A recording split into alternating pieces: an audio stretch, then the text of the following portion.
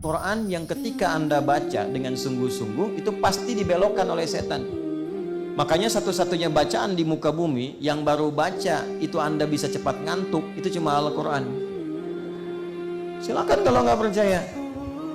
Anda baca Al-Quran 1 jam 2 jam, Al-Quran ya, Al-Quran 1 jam 2 jam Anda baca itu bisa tahan tuh, ya.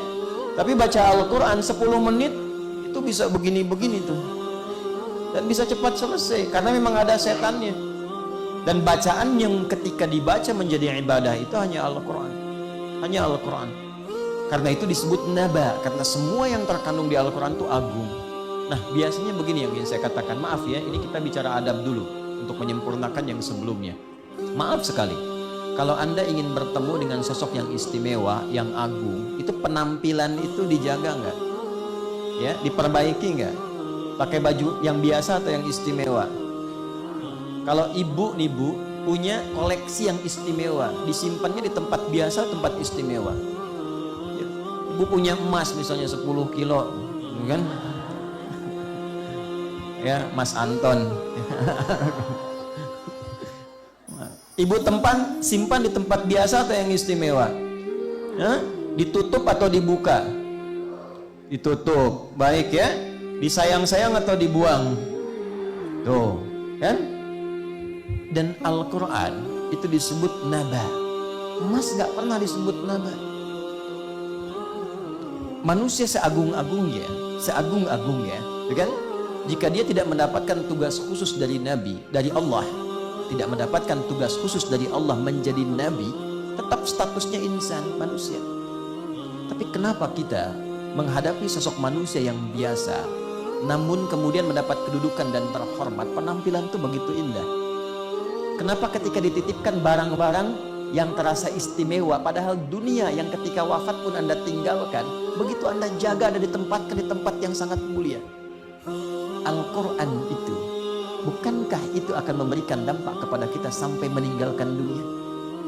Bukankah itu yang menjadikan kita terhormat di hadapan Allah? Bukankah itu yang menjadikan seorang hamba mendapatkan mahkota utama? Bukankah itu yang menjadikan seseorang mendapatkan kesempatan memberi syafaat untuk keluarganya?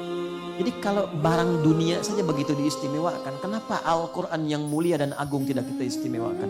Betapa banyak saya seringkali bersedih melihat seseorang menempatkan Quran di tempat-tempat tidak terhormat, penuh dengan debu, tidak perhatian ketika mulai jilidnya terlihat mulai lapuk dan sebagainya. Di mana penghormatannya? Padahal Anda katakan itu naba'ul azim, sesuatu yang agung, yang tinggi. Kenapa ketika baca Al-Quran senyamannya saja? Mana adabnya? Anda menghadap orang tertentu yang terhormat, kata-kata Anda dijaga. Tapi kenapa ketika baca Al-Quran gak mau belajar untuk membaca dengan benar? Anda mau ngasih pidato dalam peresmian, dalam promosi jabatan, latihan Anda tiap malam supaya gak salah bicaranya. Padahal bicara Anda di hadapan manusia. Kenapa ketika Anda membaca Al-Quran dan itu didengar oleh Allah, disaksikan, dilihat, diberi pahala, kenapa gak dipelajari cara bacanya dengan benar?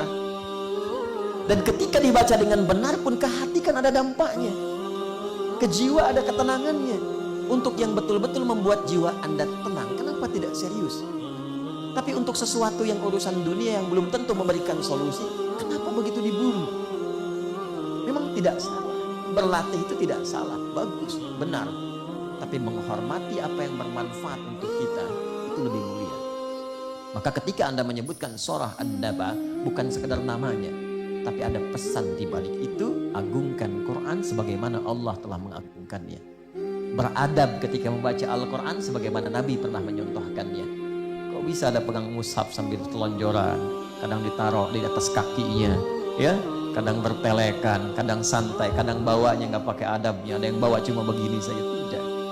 Ya, Quran itu akan melahirkan penghormatan kepada orang yang menghormati Qurannya.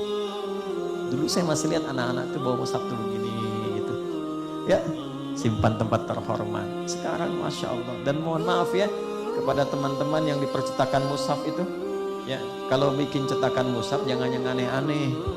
Saya suka perhatikan ada tuh bentuk mushaf yang cetakannya dibawa kayak dompet, dikasih begini, dibawanya begini gitu, ya, macam-macam. Nah, ini perlu belajar dulu pertama kali tentang adab dan fikihnya. Begitu Anda mengagungkan Quran, maka Quran akan balik mengagungkan siapa yang mengagungkan.